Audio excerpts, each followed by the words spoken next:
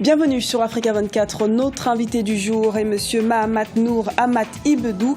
Il est le secrétaire général de la Convention tchadienne pour la défense des droits de l'homme. Il est aussi membre fondateur du collectif citoyen Trop, c'est trop au Tchad. Bienvenue Monsieur Mahamat Nour Ahmad Ibedou. Merci à vous. Alors, vous qualifiez l'état des lieux des droits de l'homme critiques au Tchad. Sur quelle base vous basez-vous pour justifier un petit peu ces propos? Voilà, avant de commencer, je tiens à remercier Africa 24 pour cette marque de confiance. Je suis de passage à Paris, je reviens de Genève, j'ai assisté à un dialogue entre la société civile centrafricaine et tchadienne pour un échange afin de rétablir la confiance entre les deux peuples.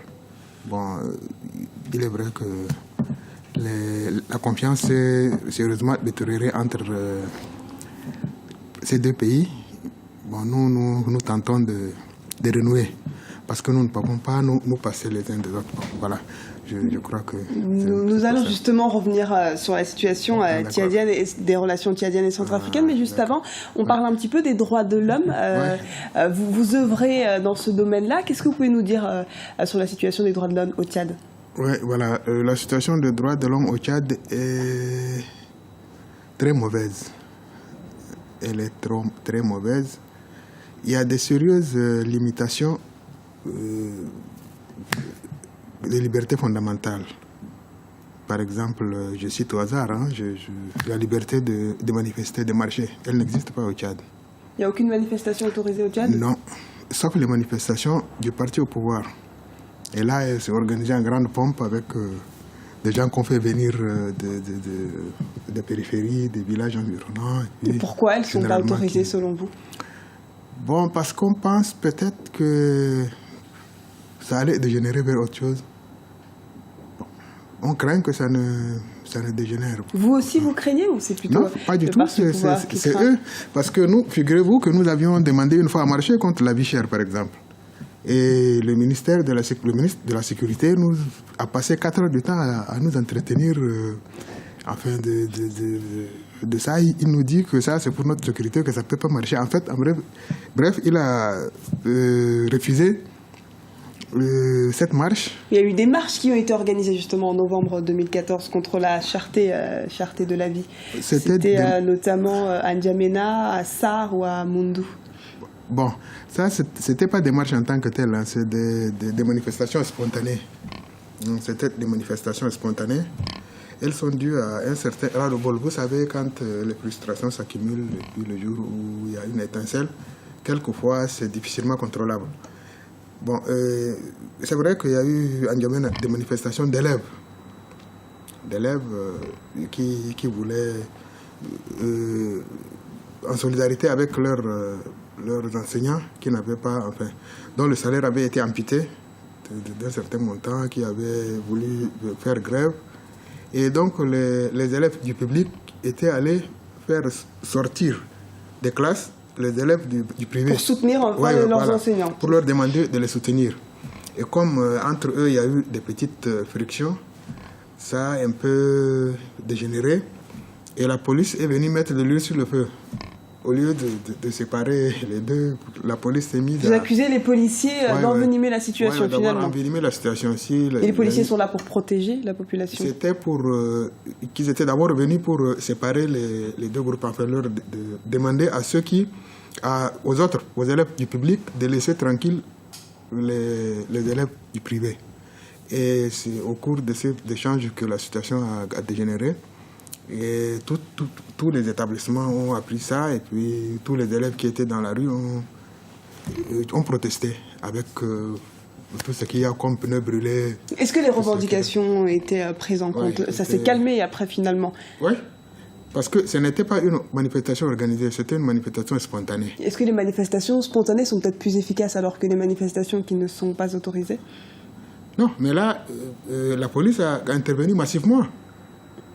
La brigade anti-émeute a intervenu massivement et il y a eu des arrestations, il y a eu des blessés, il y a eu des élèves emprisonnés qui avaient été relâchés par la suite. n'est-ce pas, après tous ces événements qu'a été créé le collectif citoyen Trop c'est trop. Non, voilà, excusez-moi. Je vous en prie, Trop c'est trop, et qui dénonce un petit peu un ras-le-bol de la population.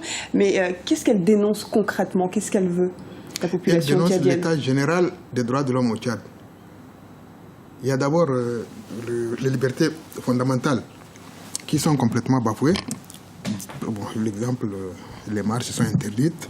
Il y a une relative liberté d'expression. Et là encore, nous sommes menacés, nous qui disons la vérité. Nous recevons des menaces régulièrement. Bon, il y a l'injustice est criante, à tel point que on se demande si nous sommes, on se demande si nous sommes citoyens de ce pays, parce que la gestion des ressources nationales est clanique. Il y a des clans qui gèrent, qui s'accaparent de toutes les richesses. Il y a pour une partie de la richesse nationale est concentrée sur une partie du pouvoir. La quasi-totalité de la richesse nationale. Mais pourtant, certains parlent d'un Tchad stable, d'un Tchad apaisé, avec un Tchad qui avance, qui a des réalisations notamment avec des grands travaux, des relations internationales qui se passent très bien. Finalement, qui dit vrai? Ça, c'est le cirage qu'on veut faire voir au public. C'est du cirage.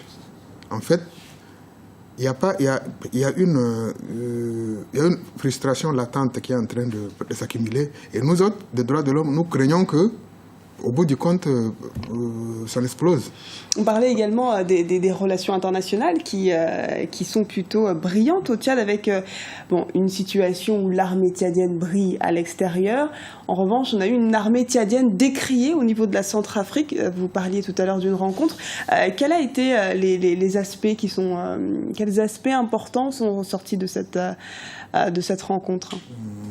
De la rencontre auquel vous avez participé, pour un petit peu remettre à l'ordre du jour les relations entre le Tchad et la Centrafrique. Oui, ce phénomène est dû à le rejet par la population centrafricaine des forces tchadiennes, est dû au fait que nous avons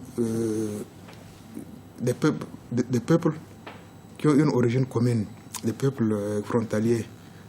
Il y a les Tchadiens et les Centrafricains. À la frontière, c'est le même peuple.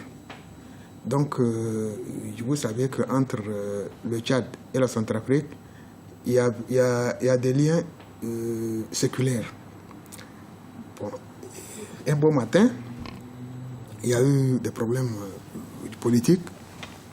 Et finalement, la communauté là-bas en Centrafrique, qui détient le commerce, qui sont dans les milieux d'affaires, étaient tchadiens. Voilà. Et là, quand il y a eu problème avec les Tchadiens, cette communauté là-bas a été victime de massacres. Il faut dire qu'avant ça, les forces tchadiennes avaient intervenu en Centrafrique pour rétablir un peu la paix entre les rebelles et Finalement, l'armée tchadienne a quitté la Centrafrique. Elle était obligée de quitter parce qu'elle avait été trop décriée. Et est-ce qu'elle va y retourner, selon vous? C'est difficile, je ne pense pas. Est-ce que les relations se sont améliorées alors? Non, justement, si nous sommes allés à Genève, c'est justement pour essayer de régler ça, parce que ça ne va pas du tout. Merci en tout cas d'avoir répondu à nos questions. On suivra tout cela avec attention. Je rappelle donc, Monsieur Mahamat Nour Ahmad Ibedou, vous êtes le secrétaire général de la Convention tchadienne pour la défense des droits de l'homme. Vous êtes également rapporteur au bureau de Trop c'est trop. Et également membre fondateur du collectif citoyen Trop c'est trop. Merci à vous. Je vous en prie, c'est moi qui vous remercie. C'était l'invité du jour. Merci de nous avoir suivis. Restez sur Africa 24, l'information continue.